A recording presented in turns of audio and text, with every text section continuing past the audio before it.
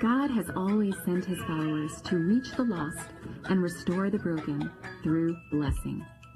First through Abraham and now as followers of Christ, we have been blessed so that we can be a blessing to the world. And one of the most important ways that we are called to bless our world is inviting others into a life-giving relationship with Jesus Christ. How many of you suffer from a very, very common disease known as lyricosis? Anybody know what I'm talking about? Okay, let me put it another way. How many of you have a habit of singing songs in the car or the shower or around the house real loudly, but then you get to a line or two you don't know, and so you just kind of make it up to what it sounds like in your head? Let me see your hands. Okay, now, the person who didn't raise their hand with the rest of you, point at them so we know, everybody knows who we're talking about today. At one point in our lives or another, most of us suffer from this disease that we just call lyricosis. And we mishear lyrics all the time. And I could stand up here and sing song after song that I do in my car when nobody else is around, or in my shower when my wife's out of town, or the things we hear on the radio, and we just don't get them right. But I think the most classic example of this was found in that very popular sitcom called Friends. Check this out. Way. The most romantic song ever was The Way We Were. I think the one that Elton John wrote for that guy in Who's the Boss. What song is that, Phoebes? Hold me close, young Tony Danza. Makes you want to go out and grab Who's the Boss, doesn't it? How many of you recognize that as the Elton John song? And what's the line? Hold me close, Tiny Dancer. Yeah, but that's just a great example of how that happens. Because if you're not listening closely, certain songs can be confusing, right? But mishearing words doesn't just happen with song lyrics. It happens in all walks of life, and it probably most often happens in regular conversations. See, you may not know this, but there is actually a phenomenon, a psychological, sociological condition known as mondegreen. Now, mondegreen is defined like this: a misheard word or phrase that makes sense in your head, but is in fact entirely incorrect. Look at your neighbor and say, I knew that. It is actually a true diagnosed condition. Now, here's the backstory. The term mondegreen was coined in 1954 by an American author known as Sylvia Wright. In an article she wrote for Harper's Magazine, Wright admitted that all her life she had misheard an English poem her mom had read to her when she was just a child. She thought the poem was a tragic love story ending with this line. Go to the next one for me. They have slain the Earl of Moray and Lady Mondegreen. The actual line is this: they have slain the Earl of Moray and laid him on the green. She was devastated to realize that poor old Earl was all by himself somewhere. I think all of us can probably think of several mondegreen moments in our own lives. Is that fair? And when they are misheard lines from a song or a poem, they're funny. We laughed at the Friends thing. You laughed at this. But what about the times when what we've misheard are the words of the people around us? David Osberger writes these words: being heard is so close to being loved that for the average person, they are almost indistinguishable. Think about that in your own life. See, listening to people, really hearing and understanding what they are saying, is a critical expression of love. So how do you and I make sure that we aren't mishearing? Well, we kicked off this series that we're in called How to Bless Your Neighbor, focusing on the acronym BLESS. And last week we talked about we're bless our neighbor and we're going to help people find their way back to God. And we said that part of our problem in the American church, and maybe even here at Connect Church, is that we genuinely care about people, but what we do as we go through life is we hope people will find their way back to God, when our goal should be to help people find their way back to God. So far, so good? And so we want to do this, and during this series, our goal is to equip one another to do this, to actually help people. And so we use this BLESS acronym, and it stands for these missional practices. And the first one was, we're going to begin with prayer. We talked about that, and then we passed out last week in the message notes. I asked you to take those home because the bottom half of your message notes had how you're going to bless people and places. I encourage you to prayerfully fill those out, to put them on your computer screen, your refrigerator door, your office desk, your bathroom door, someplace where you're going to see it regular, laminate it, put it in a shower, wherever it is you meet with God. And then we came in here Wednesday night and we prayed over those things. And we said we're going to begin with prayer, and we're going to pray for these people and these places. And today we're talking about the second blessed practice, and that is to listen. Now, listening can be a game changer. In fact, listening is so important that in the American education system, we have a way of training children in how to listen. And so I want to revisit that here this morning for just a moment, to allow us to revisit our childhoods and to recall what we were taught about listening. So for those of you in the room who are able, would you please stand? And for those of you at home who are just lazy on your couches, get up and stand with me. But if you're able, hang out with me for just a minute. Flash back to like the second or third grade when your teacher taught you how to listen by playing a game called Simon Says. So we just want to see how good our listening skills are. So hang out with me a minute. Simon Says, raise your right hand. Simon Says, raise your left hand. Simon Says, take down your right hand.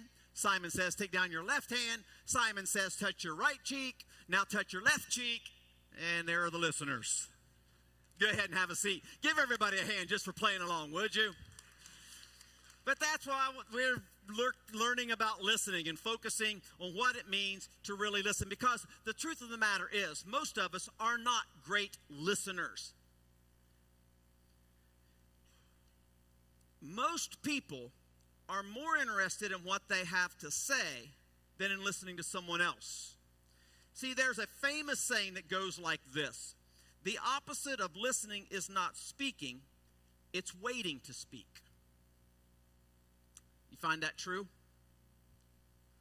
See, even when we're not talking, most of the time what we're doing is we're not thinking about what the other person's saying, we're thinking about how we're going to respond to what the other person is saying. We actually went over this just a little bit in Love Month in a couple of our message series when we talked about communication.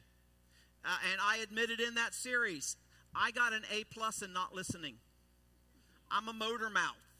I have worked really, really hard the past couple of years in my marriage and as your pastor when I'm in conversations with you and I'm in meetings about how to be a better listener, because most of the time, if I'm going to be honest, throughout most of my life, I wasn't really listening to people. I was queuing up my response to people. And maybe I'm not the only one. And we've also experienced this from others. How many of you have ever been in a conversation when it felt like the other person was there but not really there? See, we've all been part of conversations where the other person's going, but they're not really listening. But if you and I are to get serious in our goal to stop hoping that people find their way back to God, and we're going to start helping people find their way back to God, we have to become very intentional about being good listeners. Because listening is crucial to Jesus' mission. See, Jesus modeled this for us in really incredible ways. Motivated by his love for everyone he came in contact with, we see Jesus not just performing great miracles and not just teaching these mind-blowing truths out on hillsides, but we see Jesus time and time and time again stopping to show love in the most practical and simple way. He listened to the people who were following him. In Luke chapter 18, Jesus hears the sounds of a blind beggar who's calling out to him on the side of the road. But Jesus doesn't just continue his business like everyone else. Jesus stops. And in verse number 40, we would read this. If you go to the next one for me. Jesus did what? Talk to me. Stopped and ordered the man be brought to him. See, after he heard it, he had the man brought to him, And then Jesus went on and did the miracle. But he stopped and he listened. Or how about in John chapter 5? Jesus was walking by a small pool of water. It's just outside the city gate. He surrounded by a swirl of noise and chaos and humanity. But Jesus notices that there's a man lying there at the edge of the water. And what does Jesus do? Verse number 6. Take a look at this one. Go to the next slide for me. When Jesus saw him lying there and learned that he had been in the condition for a long time, Jesus did what? He asked him, do you want to get well? Now, do you think Jesus didn't know the guy wanted to get well? No, what was Jesus doing? Jesus was setting an example for everybody around him. I think Jesus was setting an example for you and me in the 21st century that even sometimes when we know what's going on, it's important for other people to be heard. And so we ask the question, we stop, and we listen. You seeing a pattern here? What about in Mark chapter 6? Jesus sends the 12 disciples to continue his mission in the surrounding towns. And they go out and bless hundreds of people. And when they return, here's what happens. Jesus called the 12. He sends them out. And then go to the next one for me, Brian. Go to the next slide. The apostles gathered around Jesus and reported all they had done and taught. See, after Jesus sent the disciples out to do the work, he brings them back so that he could hear them share with him all that he had done.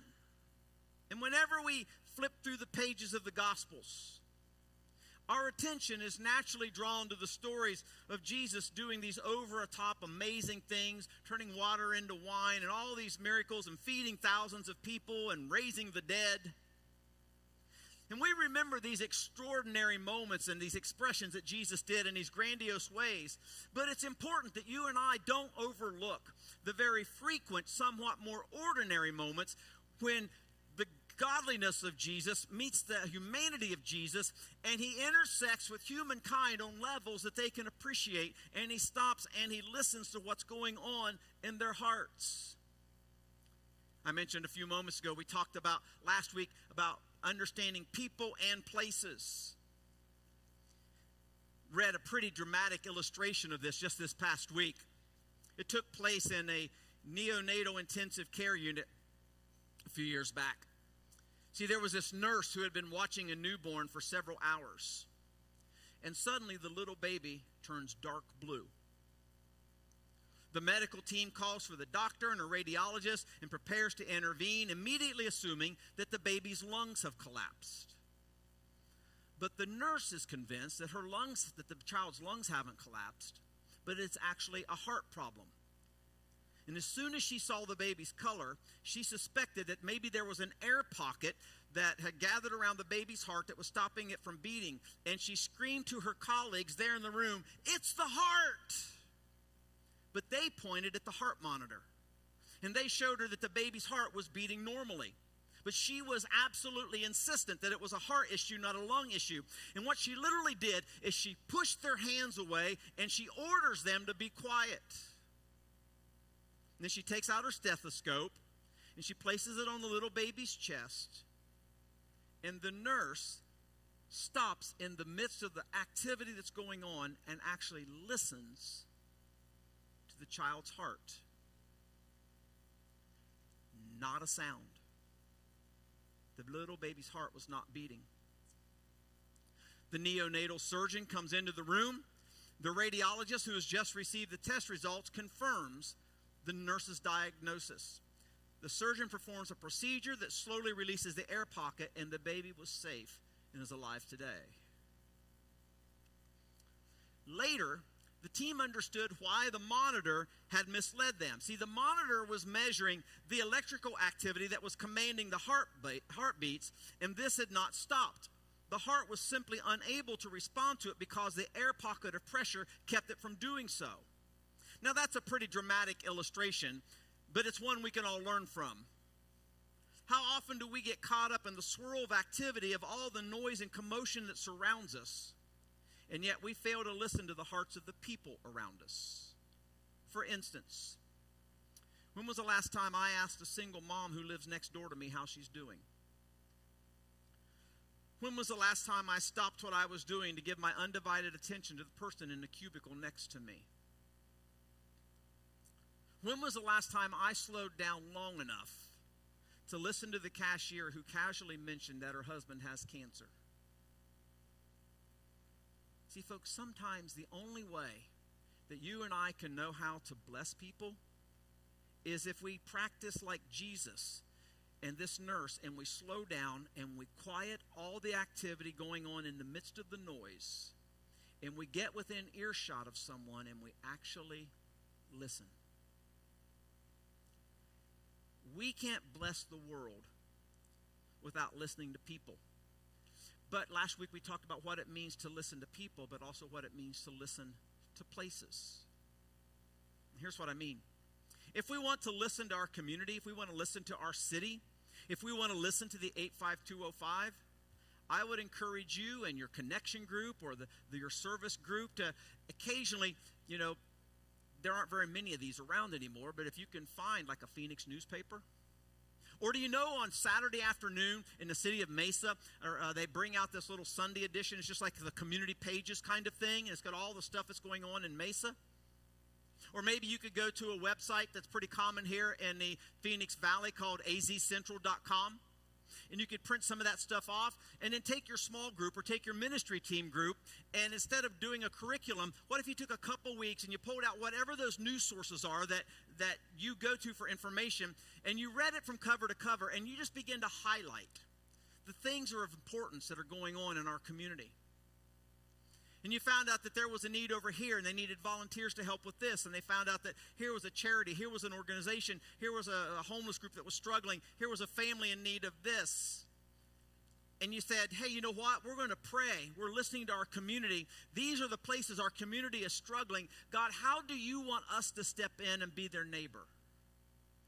And so we start working in those kinds of situations. We can learn a lot about how to plug into a local event. Author and pastor Michael Frost illustrates this in a really powerful way.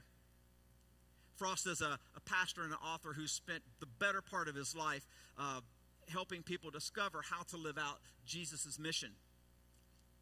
And Michael tells a story about a missionary group who went to India to serve the poor in a very remote village. And the group showed up with all kinds of supplies and programs and skilled workers. And they were really ready to jump into this village. They really cared about the people. They wanted to help bring transformation to the people. And so they began to say, hey, what do you want us to do? What if we build a medical facility over here so that we can treat people and help them medically? What if we build a church over here so that people could go and they could have a place to worship? What if we built a place over here that we could serve the people who are in poverty, make sure that they had some food and some clothes and to help them that way? And we can do all these things. And then they asked the people, here's what we're thinking about doing, but in case we missed anything, what do you want? You know what the people told them? A mailbox. We don't want right off a medical clinic. We don't want right off a church. We don't want the first thing to be like a community center where we can make sure that the people in poverty have food and clothes. The first thing we want for our village, for our community, is a mailbox. You see, in India, if you live in a slum and you don't have a mailbox, which means you don't have a zip code, that means that you do not exist on a map. And even if you're a community of like 10 or 20,000 people in India, if you don't have a zip code, you're not recognized as existing for anything, which included social services from the government. And the people did not want a school. They didn't want a church. They didn't want a community center. They didn't want a medical facility to be the first thing in their community. The first thing they wanted was they wanted to be put on the map. They wanted to have an identity. They wanted to become recognized as part of their very own country, a country that didn't recognize them because they didn't have a zip code. Now, these missionaries, as well-intentioned and as well-prepared as they were to come in and do good service, would never have met the primary need of that community if they hadn't first stopped and... Now, you got to understand, in India, this was no small task, worse than the state of California. See, It took these missionaries 2 years to go through all the red tape and all of the government bureaucracy to get this village registered with a zip code and a mailbox.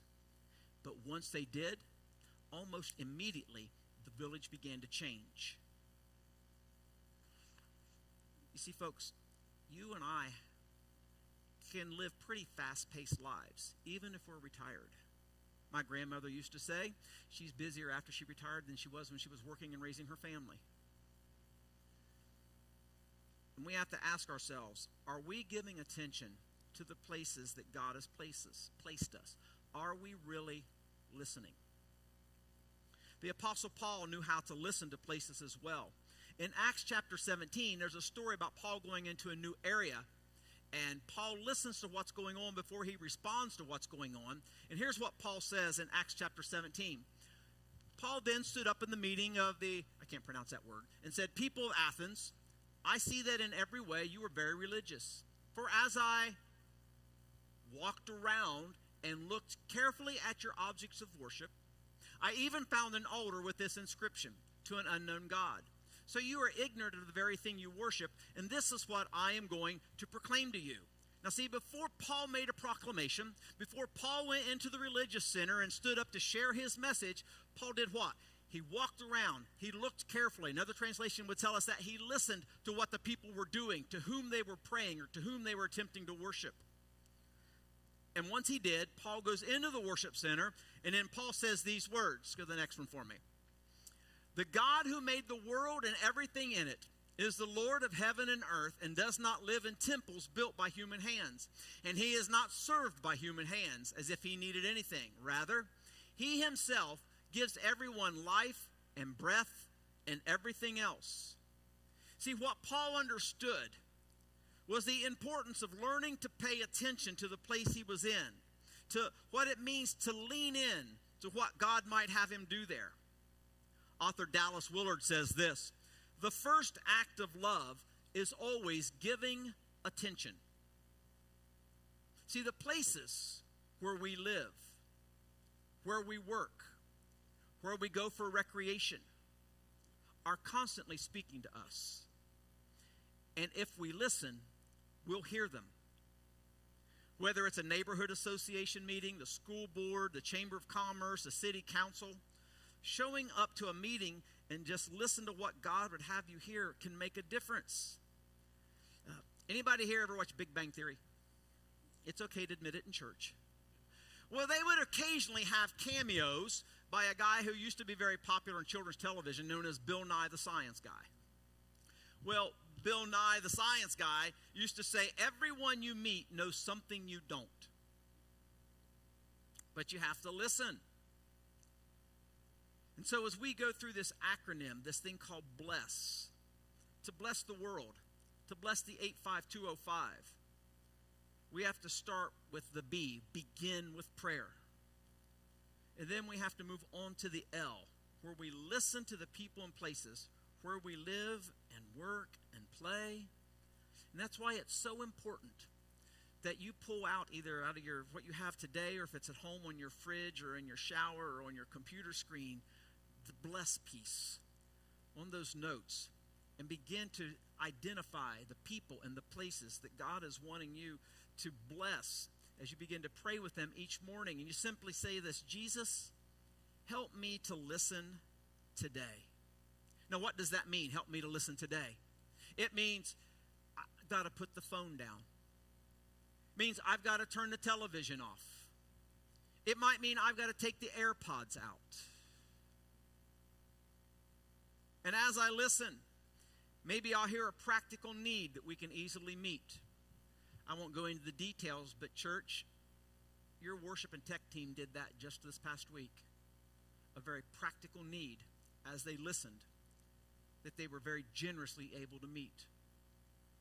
Maybe we'll hear an emotional need that our presence and our friendship will help soothe. Maybe we'll hear a spiritual need and have the opportunity to point someone to Jesus Christ. Think about it. All of that happens just because we are very intentional about listening. And if we listen, maybe God will open the door for us to invite a coworker, a neighbor, a friend, a barista at Starbucks, wherever it is you go for your weekly meals for breakfast. You could invite them to the ladies' near all-nighter on Friday night. Or you could invite them to the men's barbecue on April 2nd at 4 o'clock. Or just maybe, you could invite them to an Easter service. And if you listen and you took that QR code, and once the thing is put up there on the website, that QR code will take you right to it. And do you know it's absolutely free to text or email that to everybody in the world? Apparently not. Do you know it's absolutely free to text or email that to everybody in the world? Doesn't cost you a dime? Well, 3 of you do. Online, you guys are more digitally savvy. You'll do it, won't you? You'll invite them to join you either online or right here. April 17th, 10 o'clock, Easter. The women's gathering, the men's gathering. We don't do these just so we can sit around and scratch each other's back. Sure, community is important, right? We all need each other. But why would we want to hoard that to ourselves when the God of all mankind has made us available to serve this community? That's why we go to lunch and hang out and encourage one another like we're going to do today. See, this is how we live out the Jesus mission. This is how we move beyond merely hoping people will find their way back to God, and tangibly we begin helping people find their way back to God. You and I can change the world by blessing people one person at a time. Jesus heard one man's voice in a huge crowd. And every day, you and I come into contact with people nobody cares about, nobody listens to. I would love us to be the people who have the heart of Jesus, through whom God will change lives and through whom God will change the world. People who are always praying, Jesus, help me to listen today. Now here's the secret to all of this. Listen up. When we live out these missional practices, when we begin with prayer and then when we listen, not only will we bless the people and the communities around us, we'll be transformed ourselves. We'll see and hear more clearly. We'll grow in compassion and empathy for others. We'll get glimpses of God actually at work in our presence. You know, it's not uncommon for me to hear over the years as a pastor, you know what? I'll serve once I've grown a little bit more in my faith, once I'm a little bit more mature. My response has pretty much always been, well, one of the main vehicles by which God grows and matures us is the opportunity to serve others. The invitation for you and me and for anybody who would walk in these doors isn't that we have it all figured out. It isn't that we have all of our theological ducks in a row. It isn't that we can dot every I and cross every T in the King James Version of the Bible. The goal for every one of us, according to God's plan, is to know what it means to step out in faith and to trust the God who loved us so much that he came after us, and he keeps coming after us time and time and time again. Isn't that what we sang just a little bit ago? See, folks, when we truly learn not just what it means to listen, but how to employ listening in our lives, what we'll begin to find is that God does transformative work in us as well in the process as we listen. And so, Father, we pause and we listen. Lord, I'm reminded that an interview I heard with Mother Teresa one time. And this dear saint was asked, what is prayer? And then the follow-up question is, well, how do you pray and what do you do? And she said, prayer for me is listening to God.